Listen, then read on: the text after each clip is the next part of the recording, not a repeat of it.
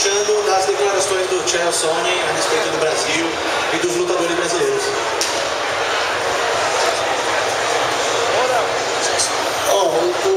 Assim, cada um arruma um jeito de se promover, né?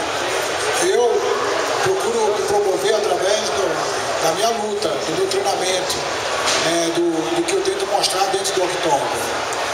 E por o esporte estar cada vez mais profissional, cada vez mais a mídia muito em cima, o marketing muito grande, eu acredito que o Chael Sonnen, ele fala tudo isso muitas das vezes para se promover, para trazer, para ser um atrativo, para ter a atenção voltada para ele, para que ele possa realmente se vender. Então eu acho que ele pensa dessa forma, cada um tem a maneira de se portar dentro dessa situação.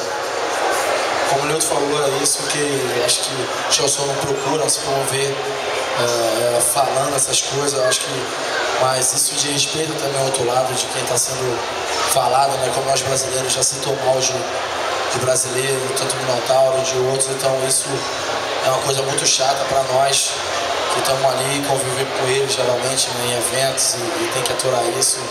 É um pouco difícil, mas eu acho que é isso, ele está tentando se promover nas custas de outras pessoas. Só para complementar aqui, até o Chael Sonnen, isso, o jeito que ele trata os lutadores, ele também trata a imprensa brasileira, viu? Ele provou, se ele vê se você é brasileiro, ele provoca também como se fosse, ele provocou a Paula Sá, que é a repórter do UFC, me provocou uma série de jornalistas brasileiros, ele também trata assim todo mundo igual. Mas uma vez eu comentei com o Aldo aqui, acho que até a gente conversou uma vez, o Aldo me contou que o Chael Sonnen é tudo máscara, né? Ele chega depois e fala que é brincadeira e pede desculpa, mais ou menos isso. Exatamente, eu acho que eu presenciei uma cena dessa, né?